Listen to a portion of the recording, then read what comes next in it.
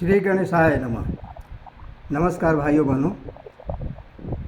कुछ लोग पूछ रहे थे कि कुंडली कैसे देखा जाता है। देखिए, वैदिक ज्योतिष का मैं बता रहा हूँ कि कुंडली देखने की विधा।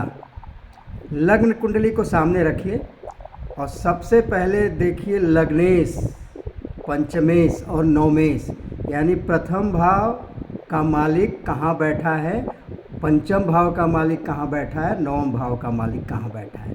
इनकी पोजीशन देखना चाहिए। लग्नेश, पंचमेश, नवमेश कुंडली में देख लीजिए कि एक साथ बैठ जाए तीनों तब तो दुर्लभ होता है, लेकिन फिर भी लग्नेश पंचमेश भी मिल जाए तो बहुत बड़ी बात है। लग्नेश भाग्येश से मिल जाए बहुत बड़ी बात है। पंचमेश नवमेश भी मिल जाए, उससे स्टेटस पता चलता है कि लग्नेश, पंचमेश, नवमेश। अच्छा, ये देख लीजिए।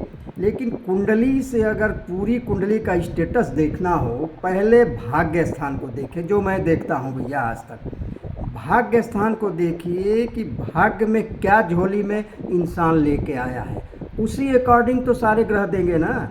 अरे जो बैंकवा में फिक्स रहेगा वही तो उतार निकाल पाएंगे ना, उससे ज़्यादा कहाँ मिलेगा। तो भाग्येश को देखिए कि भाग्य का मालिक कहाँ बैठा है, लग्न बैठा है कि त्रिकोण बैठा है, उच्च के बैठा है कि नीच का होगा क्या। तो भाग्य और भाग्येश को देखिए। फिर शनि देव को देख लीजिए। बस कुंडली बंद करके मैं तो टोटल बता दूंगा। तो भाग्य अगर अच्छा है आपका, भाग्येश कहीं उच्च का है केंद्र में, तो ऑटोमेटिक शनि देव अच्छे होंगे। और शनि देव अगर अच्छे होंगे, तुला के उच्च के होंगे केंद्रों में राजयोगकारी, तो भाग्य अच्छा होगा ही होगा। शनि ही कुंडली को राजा बनाते हैं, शनि ही रंक बनाते हैं।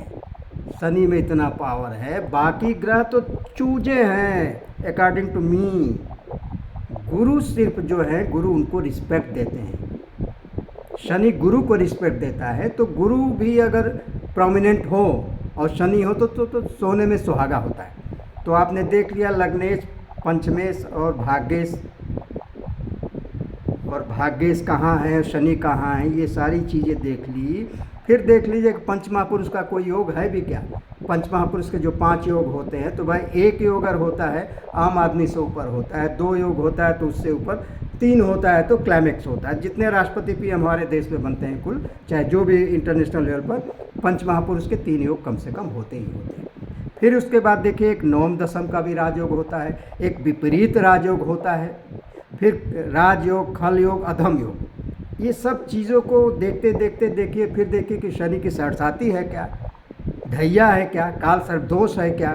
ये 5-7 चीज़ें देखकर फिर औकात कुंडली का बताया जाता है। औकात यानी स्टेटस, होल लाइफ का स्टेटस जो बन जाए कि कुंडली 50% है कि 60% है कि 100% है, कितना है, उसी अकॉर्डिंग सारे ग्रह आपको फल देंगे। दशा अंतरदशा जब आती है तो ही ग्रह फल देते हैं। कोई कुंडली में 40 के पहले ही अच्छे ग्रह आ गए, 40 साल के पहले ही आ गए तो अच्छा स्टेटस बनता है, और किसी में 40 के बाद आते हैं लेट वाली, तो उसमें अच्छा ग्रह आता है। तो स्टेटस का, आदमी का, औकात का तो इससे ही पता चल जाता है। ये मैं तो इसी से देखता हूँ।